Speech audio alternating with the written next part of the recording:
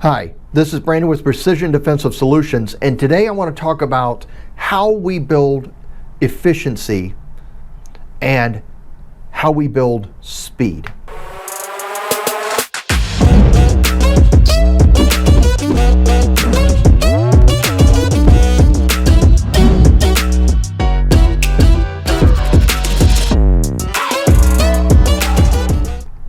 So technique is important in how we do that technique. So many times we'll see people do a draw and they'll tilt and they'll move and they'll come out. The problem with that is this costs time, this costs time, this costs time, this costs time. But they're trying to get a sub-second draw and they can't figure out why they can't get it. The more movement there is, the more time it takes. And it seems like it's so minuscule. You know, tenth of a second or 0.2 of a second. But that costs time. And the more you have that movement, the more it affects your technique, the slower it's going to be. So I see on Facebook quite often where people say, well, I'm trying to get it, trying to get my draw faster. How do I do it? And I see a lot of people say, just practice, just train. That's not the answer, folks. The answer is understanding what you are doing with your technique and making it as efficient and consistent as possible. If we're just training the same thing over and over and over and over again, and we're not improving on what we're doing, we're never going to get better. In fact, I've even heard Brian Hill from the Complete Combatant say that if we keep doing the same thing over and over and over again and it's not working, that it's a definition of insanity. And I agree. We need to work to improve our skills. We can't keep doing the same thing and expect different results. It won't work. It will never happen.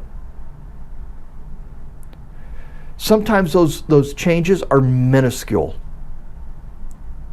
or seemingly minuscule that make a very, very large difference. There's a saying in the martial arts of minimum effort with maximum effect. And that's absolutely correct. If we stay relaxed in our technique, use our body structure and proper technique to execute a technique, we can have maximum effect of that technique. Our shooting should not be any different. If we are struggling to get over gripping the gun, or we're trying to, just crush grip it, instead of having a firm, solid grip and letting the gun do what it's going to do, we're affecting our skills.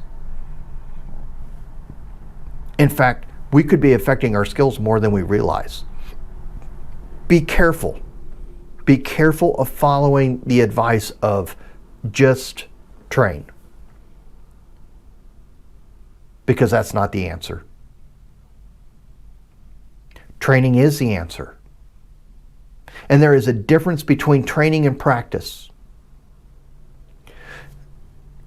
We go out and we take a class to learn, to train.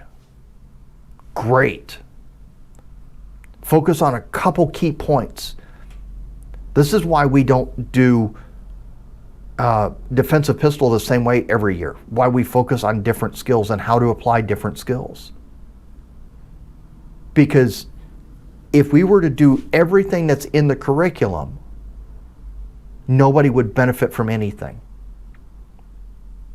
So we focus on a couple of core skills each year to improve our chances of effectively being able to defend ourselves.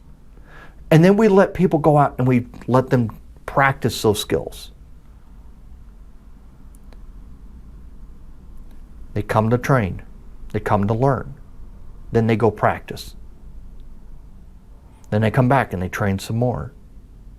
And then they go home and they practice. This is how we improve.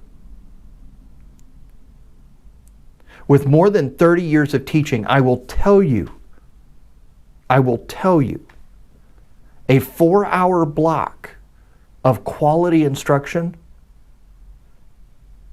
can have more value than a 2-day course with an instructor or coach that doesn't give you correct, evidence-based feedback. If they're just saying, do it because I tell you to do it, and they don't give you the why, go somewhere else. Because you won't ever improve. You've got to understand the why, you've got to understand the breakdown, and you've got to understand how these things work and how the pieces of the puzzle fall in together. I hope you take that to heart. I hope to see you in one of our classes real soon. We are doing coaching classes, coaching sessions, like individual coaching sessions. We can do that on shooting, on marksmanship. We can do that on holster draw. We can do that on a lot of different things. So I hope that helps you out. Hope to see you very soon. If you have any questions, feel free to reach out.